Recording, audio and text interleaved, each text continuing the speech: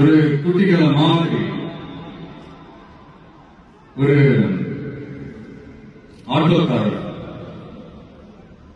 ஒரு கர்ப்பிணி பெண் ஆட்டோல ஏத்திட்டு ஹாஸ்பிட்டலுக்கு போறாங்க. பெரிய மழை பெய்ஞ்சிட்டு இருக்கு. அப்ப அவர்கிட்ட இருந்த அந்த கொடைய அந்த கர்ப்பிணி பெண்ணை கிட்ட கொடுத்துட்டு இதை எடுத்துக்கிட்டு போமா அப்படின்னு சொல்றாங்க. அப்ப அந்த பொண்ணு சொல்றாங்க,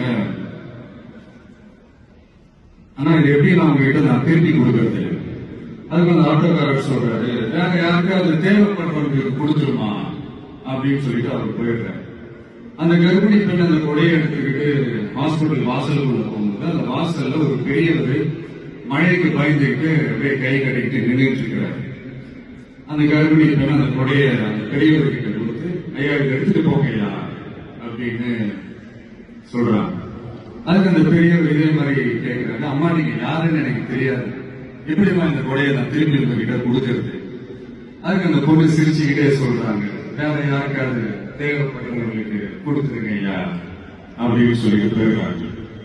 உடனே அந்த பெரியவர் கொடையை எடுத்துக்கிட்டு பஸ் ஸ்டாப்புக்கு வராரு. பஸ் வந்து ஏறி போகும்போது அங்க பாக்குறாங்க ஒரு பூக்கார அம்மா பூவை வச்சுக்கிட்டு ஒரு அட்டையை மழைக்காக குடிச்சுக்கிட்டு உட்கார்ந்துட்டு இருக்கிறாங்க. பெரியவர் போய் அந்த கொடையை அந்த பூக்கார அம்மா கிட்ட கொடுத்துட்டு அவர் பஸ் ஏறி போயிடுறாரு. பூக்காரமா அந்த கொடையை எடுத்துக்கிட்டு வீட்டுக்கிட்ட வரும்போது அங்க ஒரு ஸ்கூல் படிக்கிற பொண்ணு பேக் எல்லாம் மாட்டிக்கிட்டு மழையில ஓடி வர்றாங்க. அவங்க போய் அந்த ஸ்கூல் பொண்ணு கிட்ட கொடையை கொடுத்துட்டு மழையில நனையாதமா இதை எடுத்துக்கிட்டு போங்க அப்படின்னு சொல்றாங்க. அந்த பொண்ணு தேங்க்ஸ் அப்படின்னு சொல்லிட்டு வீட்டுக்கிட்ட வரும்போது அந்த பொண்ணோட அப்பா பதட்டத்தோட வாசல்ல நின்றுட்டு இருக்கிறாரு. பொண்ணு மழையில நனைஞ்சுக்கிட்டு வரணுமே அப்படின்ட்டு. அந்த அப்பா வேற யாரும் இல்ல, அந்த ஆட்டோக்காரர்.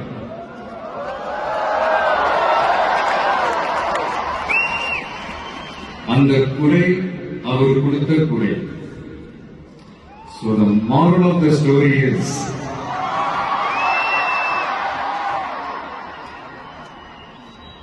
முடிஞ்ச வரைக்கும் எல்லாருக்கும் சின்ன சின்னதா ஒரு நல்லது, சின்ன சின்னதா ஒரு ஹெல்ப் அதை செஞ்சு இருந்து பாருங்க. லைஃப் ஒரு மாதிரி ஜாலியா இன்ட்ரெஸ்டிங்கா இருக்கும்.